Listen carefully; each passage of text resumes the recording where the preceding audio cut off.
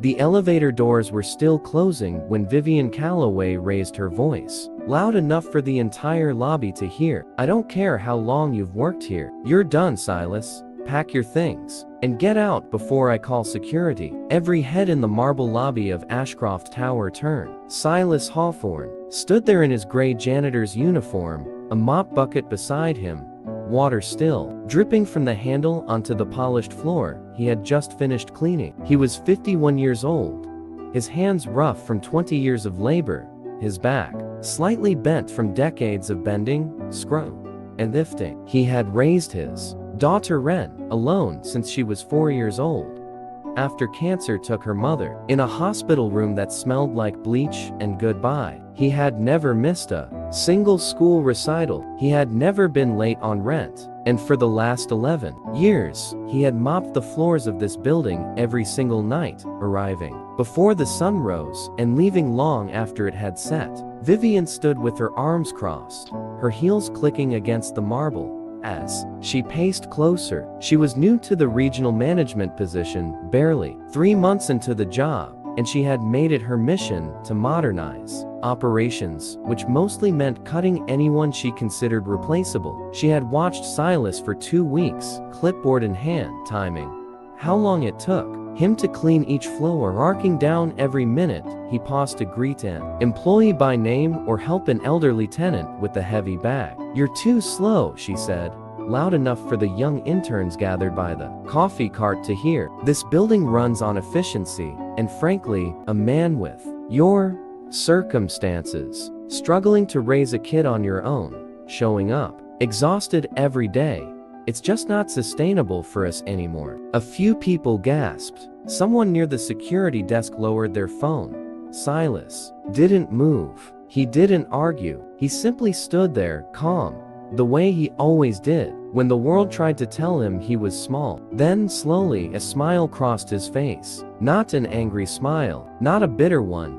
A quiet, knowing smile, the kind that made Vivian's confidence falter for just a second, though she wouldn't admit it. "Before you finish that sentence," Silas said, his voice steady, "you might want to check who owns this building." Vivian let out a short laugh, glancing around at the small crowd as if inviting them to laugh with her. "Excuse me, check the deed," Silas repeated. "The name on it. You'll find it interesting." At that exact moment, the elevator chimed, and the door slid open. Out stepped Marcus Ellery, the CEO of Ashcroft Holdings, the man whose name was on every press release, every annual report, every framed photo in the executive hallway. He had flown in that morning for a quarterly meeting. He wasn't supposed to attend for another hour, but something had told him to come down early. Maybe it was instinct, maybe it was fate. He froze the moment he saw Silas standing, mop bucket at his feet,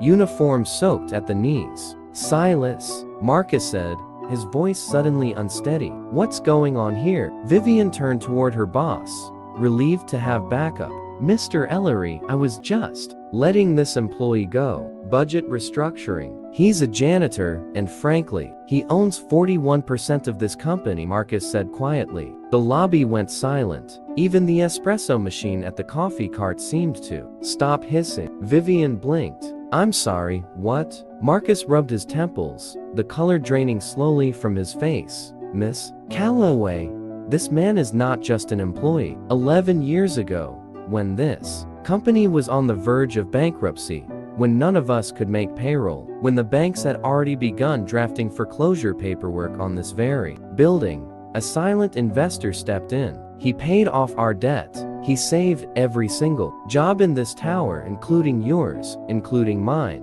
That investor asked for one thing in return: anonymity. He didn't want a title. He didn't want his name on a plaque.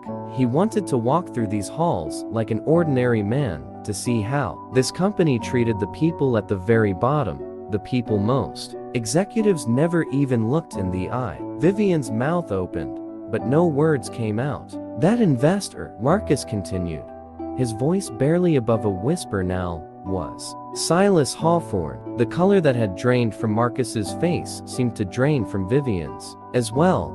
Her clipboard slipped slightly in her grip. She looked at Silas, really, looked at him, as if seeing him for the first time. The tired eyes that had watched 1,000 late nights, the calloused hands that had built something far greater than anyone in that lobby understood. The quiet dignity of a man who had chosen humility over recognition, who had wanted his daughter to grow up, believing that hard work meant something, not because he needed the money, but because he needed her to understand what it felt like to be overlooked, so that she would never overlook anyone else. I don't understand, Vivian finally managed. Why would you? Why would someone with that kind of wealth choose to mop floors? Silas set down the mop handle gently against the wall. For the first time since the confrontation began, something like sadness flickered across his face. Not for himself, but for her. Because my wife used to say that money reveals character, but it doesn't build it, he said. I made my fortune young, in ways I'm not proud to talk about, chasing things that left me empty. When she got sick, and I sat in that hospital room every night, I realized I didn't know how to be a good man. I only knew how to be a successful one. So after she passed, I made a promise. I would raise my daughter to know the value of an honest day's work. I would remind myself every single night what it feels like to be the person nobody notices, the person people assume has nothing to offer. I wanted to know if this company, the one I saved, would still have a soul once the crisis passed. I wanted to know if kindness would survive prosperity. He looked directly at Vivian now, his voice gentle but unwavering. For 11 years, it did. Because for 11 years, no one here treated me differently. The security guard said good morning. The interns learned my name. Marcus himself used to bring me coffee on cold mornings, long before he knew who I really was, simply because it was the right thing to do. That Miss Calloway told me everything I needed to know about the people I trusted to run this company. Vivian's eyes glistened, her earlier confidence completely gone, replaced by something raw, something closer to shame. Mr. Hawthorne, I had no idea. I judged you because you were. Because I assumed a janitor with a child to raise couldn't possibly what? Silas asked, not unkindly, but firmly enough that the question landed with weight. Couldn't possibly be capable? Couldn't possibly matter? That's exactly the problem, isn't it? You looked at a tired man in a gray uniform, and instead of seeing a person, you saw a number on a budget sheet. You saw someone easy to dismiss. And the truth is, most of the world does the same thing every single day, to people just like the man you thought I was. Single parents, night shift workers, the people who keep buildings like this one running while everyone else sleeps. They deserve better than being seen as disposable. The lobby remained utterly silent. Somewhere near the entrance, a young security guard named Wendell Okafor, who had worked the overnight shift alongside Silas for years, wiped his eyes with the back of his sleeve. He had always known Silas as a kind, steady presence, a man who once stayed 2 extra hours on a snowy December night, just to make sure Wendell's car had been shoveled out before his shift ended. He never imagined the quiet janitor who brought him coffee every Thursday was the reason this entire building still stood. Marcus stepped forward, placing a firm hand on Vivian's shoulder, not in comfort, but in quiet correction. Miss Calloway, effective immediately, your position with this company is under review. Not because of what you did to Silas, specifically, though that alone would warrant serious consequences, but because of what your actions reveal about how you would treat every employee who doesn't have a fortune hidden behind their uniform. Leadership isn't about the title on your desk, it's about how you treat the person mopping the floor beneath it. Vivian lowered her head, her voice trembling. I understand. But Silas raised a hand gently, stopping Marcus before he could continue. Wait, he said. Before anything happens to her, I want to say something. He turned to Vivian, his expression softening, though his eyes remained clear and steady. I'm not asking you to fire her, Marcus. I've spent enough of my life watching people get discarded the moment they make a mistake. I'd rather she learn something today than lose everything to this. Calloway, you made an assumption about my worth based on my appearance. That's a lesson many people never learn until it's too late. I'd like to give you the chance to learn it now, while it still means something. Vivian looked up at him, stunned. You would, after everything I said to you, in front of everyone, you would still give me a chance? My daughter is 15, Silas said quietly. She's watching me right now. Actually, she's standing over there by the elevator, because she was supposed to meet me for lunch today, and she saw the whole thing happen. He gestured toward a teenage girl standing frozen near the elevator bank, her eyes wide, her school backpack still slung over one shoulder. I want her to see that consequences matter, yes. But I also want her to see that mercy matters more, that the measure of a person isn't whether they make mistakes, it's whether they're willing to grow from them. Ren stepped forward slowly, her voice small but clear as she looked at Vivian. My dad always tells me that the people who make you feel small usually feel small themselves. I think today, you learned that feeling small doesn't have to be the end of the story. The words, spoken with the simple honesty only a child could offer, seemed to break something loose in Vivian. She pressed a hand to her mouth, tears finally spilling over as the weight of the morning settled fully upon her. I am so sorry, she whispered, looking between Silas and Ren. I let my ambition convince me that being tough meant being cruel. I forgot that real leadership means lifting people up, not stepping over them. Silas nodded slowly. Then let that be the lesson you carry forward.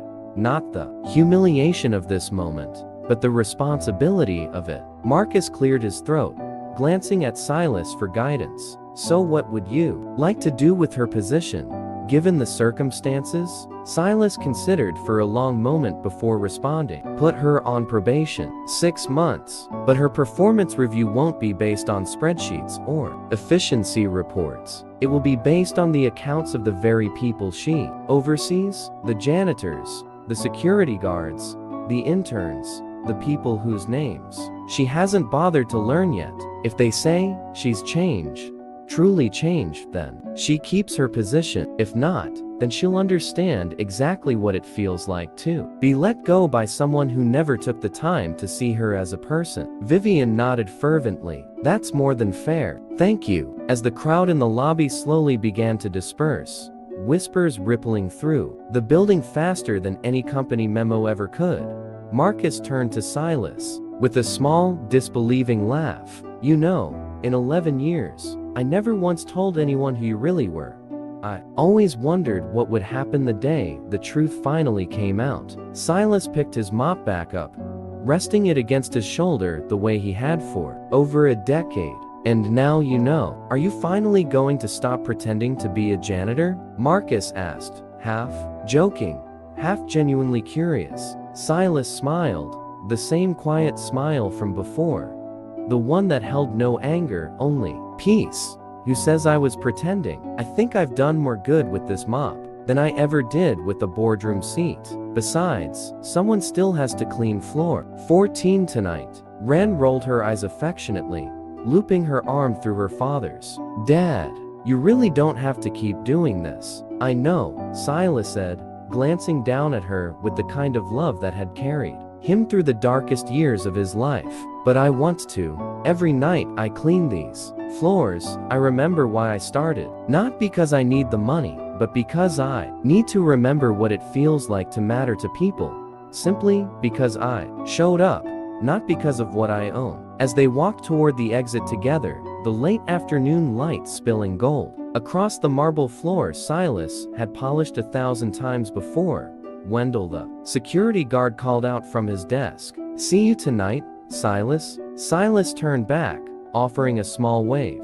Same time as always, Wendell. And just like that, the man who owned nearly half the building disappeared into the elevator, not as a titan of industry, not as a headline waiting to be written, but simply as a father, walking his daughter to lunch, carrying with him a lesson that would echo through every floor of that tower long after the workday ended. Because sometimes, the quietest people in the room are carrying the heaviest truths. And sometimes, the greatest measure of a person's character isn't found in what they build, but in how gently they choose to hold their power, even when the world gives them every reason to wield it. Never judge someone by what they do. Judge them by who they are. If this story moved you, hit subscribe so never miss the next one.